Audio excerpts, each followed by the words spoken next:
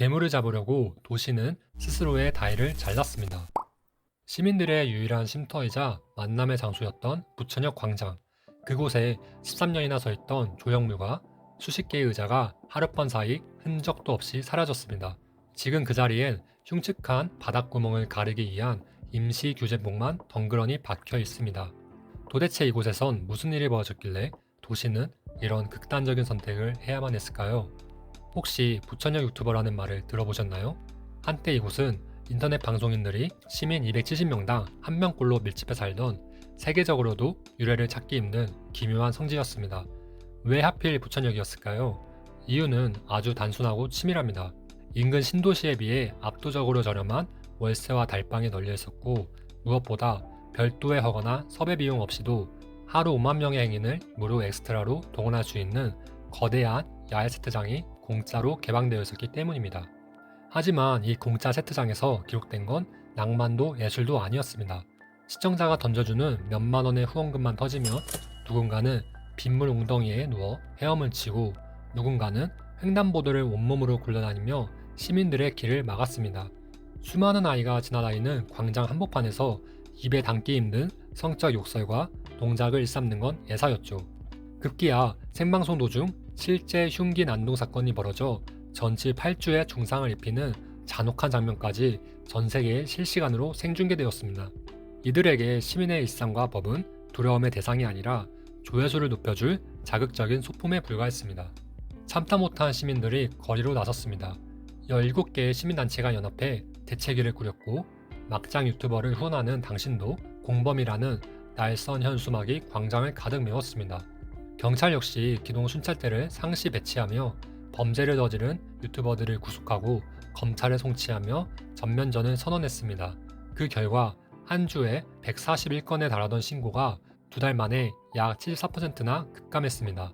수치만 보면 완벽한 승리처럼 보입니다. 하지만 평화의 대가로 지불한 흉터는 처참합니다. 도시는 유튜버들이 앉아서 방송하지 못하도록 광장의 의자와 조형물을 모두 뽑아버리는 이른바 적대적 건축을 선택했습니다. 괴물을 쫓아내기 위해 대다수 시민이 누려야 할 공공의 공간을 통째로 포기해버린 셈입니다. 의자는 사라졌고 신고 전화는 멈췄지만 우리는 불길한 예감을 지울 수 없습니다. 단순히 공간을 파괴하는 것만으로 조회수라는 마약에 중독된 카메라를 영원히 끌 수 있을까요? 안타깝게도 이들은 사라진 게 아니라 이미 우리 집 앞 광장으로 좌표를 옮기고 있을 뿐입니다. 우리 집 앞 광장으로 좌표를 옮기는 걸까? 라는 의문은 안타깝게도 이미 현실이 되고 있습니다. 부천역의 단속이 심해지자 유튜버들은 사라진 게 아니라 전철로 고작 5분에서 10분 거리인 부평역, 테마의 거리나 송내역, 영화의 거리로 무대를 옮겼습니다. 지자체가 부천역 광장의 의자를 뽑으며 승리를 선언하는 동안 유튜버들은 비웃기라도 하듯 옆 동네의 멀쩡한 의자에 앉아 다시 카메라를 켠 겁니다. 이들이 좌표를 옮기는 건 단순히 겁을 먹고 도망치는 게 아닙니다. 부천역에서 이미 검증을 마친 성지의 조건이 맞는 곳을 찾아 이동하는 매우 지능적인 선택입니다. 첫 번째 조건은 바로 공짜 야외 세트장입니다. 이들은 유동인구가 많아 실시간으로 리액션을 해줄 행인들이 넘쳐나는 광장을 찾습니다.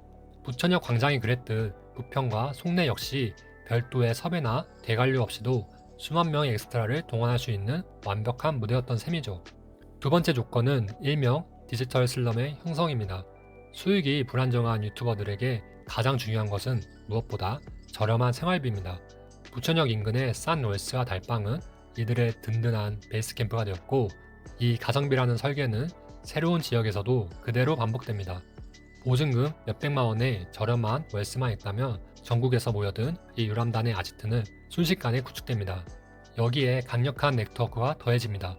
혼자 하면 미친 사람이지만 모이면 크루가 됩니다.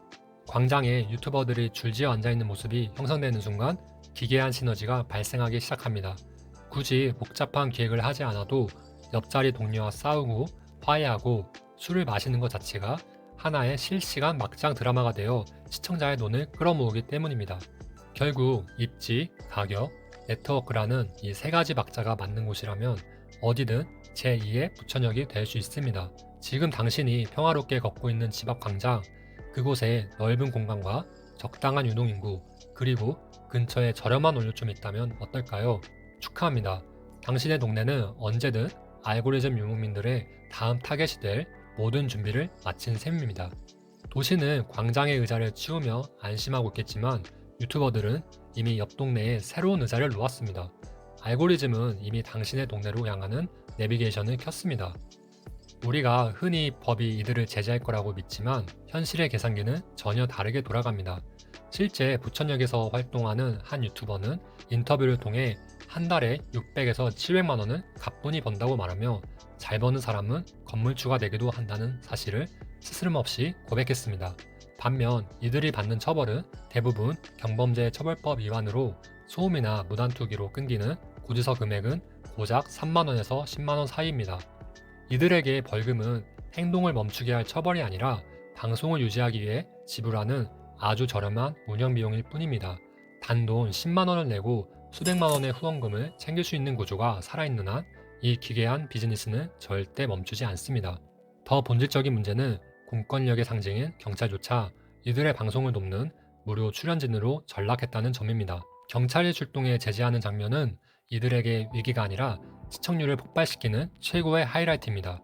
경찰과 대치하는 모습은 시청자들에게 스릴을 주는 자극적인 리액션 도구가 되고 이는 곧바로 폭발적인 후원금 세회로 이어지기 때문입니다. 우리가 낸 세금으로 운영되는 공공 시스템이 역설적으로 이들의 수익을 극대화해주는 컨텐츠 재료이자 무료 엑스트라 소품으로 소비되고 있는 셈입니다. 여기서 우리는 가장 차가운 질문을 던져야 합니다. 이 아수라장 속에서 진짜 웃으며 이득을 챙기는 건 누구일까요? 유튜버들이 시민의 평화를 깨뜨리고 도시를 마비시키는 동안 플랫폼은 그 자극적인 영상에서 발생하는 막대한 수수료를 소리 없이 챙깁니다. 부천시는 시민의 피 같은 세금을 들여 수천만 원짜리 조형물을 철거하고 멀쩡한 광장을 파괴하고 있지만 그 파괴 현장을 생중계하며 돈을 버는 거대한 플랫폼 시스템에는 아무런 책임도 묻지 못하고 있습니다. 열심히 살려는 상인들과 평범한 시민들의 간절함이 알고리즘이라는 거대한 수익 구조에 의해 철저히 이용당하고 빨아먹히고 있는 상황입니다. 도시는 돈을 써서 시민의 공간을 지어나가고 유튜버는 그 사라지는 공간을 팔아 돈을 벌지만 이 기형적인 게임에서 결국 패배하는 건 언제나 평범한 시민들일 뿐입니다. 부천시는 119 신고 건수가 74%나 급감했다는 통계 수치를 내세우며 유튜버와의 전쟁에서 승리했음을 선포하고 있습니다. 하지만 지금 부천역 광장의 풍경을 보십시오. 시민들의 소중한 쉼터였던 도로자들은 하나같이 뽑혀나갔고 13년 동안 광장의 상징이었던 조형물은 흔적도 없이 사라졌습니다. 이것은 결코 유튜버를 굴복시킨 것이 아닙니다. 오히려 소수의 무분별한 기행을 막기 위해 대다수 평범한 시민들이 누려야 할 공공의 공간을 통째로 포기해버린 것에 가깝습니다. 괴물을 쫓아내기 위해 도시가 스스로의 기능을 마비시키고 흉측한 상처를 남긴 사실상의 패배 선언이나 다름없는 셈입니다. 우리는 이들이 부천에서 영원히 사라졌다고 믿고 싶어 하지만 현실은 훨씬 더 냉혹하게 돌아가고 있습니다. 이들은 단지 전철로 5분 거리인 부평역이나 송내역, 신중동역으로 모델을 옮겼을 뿐입니다. 특정 장소에 대한 애착도 죄책감도 없는 이들에게 단속은 비즈니스의 종료가 아니라 새로운 좌표 설정을 알리는 신호일 뿐이죠. 물리적인 단속과 펜스 설치가 빛의 속도로 이동하는 디지털의 기동력을 절대 이길 수 없다는 것이 이번 부천역 사태가 우리 사회에 남긴 가장 뼈아픈 교훈입니다. 단순히 의자를 치우고 조형물을 없애는 식의 아날로그적인 대응으로는 이 기형적인 게임을 절대 끝낼 수 없습니다. 10만 원 이하의 벌금이 무슨 이들에게 진짜 타격을 줄 수 있는 방법은 오직 하나, 이들의 생존줄인 수익 구조를 직접 파괴하는 것뿐입니다. 최근 논의되는 막장 방송 수익에 대한 몰수형 법안이나 국세청의 정밀한 세무검증 같은 강력한 제도적 칼날이 주목받는 이유도 여기에 있습니다. 타인의 평화로운 일상을 갉아먹으며 얻은 수익이 더 이상 비즈니스가 될 수 없음을 법으로 명확히 증명해야만 이 기괴한 유랑과 도시의 파괴를 멈출 수 있습니다. 부천역 광장은 다시 조용해졌지만 그 평화의 대가로 광장은 흉측한 상처와 비어버린 공간만을 남겼습니다. 지금 당신이 걷고 있는 집 앞 광장을 한번 둘러보십시오.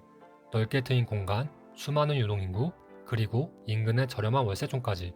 만약 당신의 동네가 이 조건들을 갖추고 있다면 당신은 이미 알고리즘 유목민들이 입력한 다음 내비게이션 목적지 한복판에 서 있는지도 모릅니다. 우리는 제2의 부천역 광장이 망가지기 전에 이 기형적인 자본의 게임을 멈출 준비가 되어 있어야 합니다. 오늘 영상 재밌으셨다면 구독과 좋아요 부탁드립니다. 다음 영상에서 또 만나요.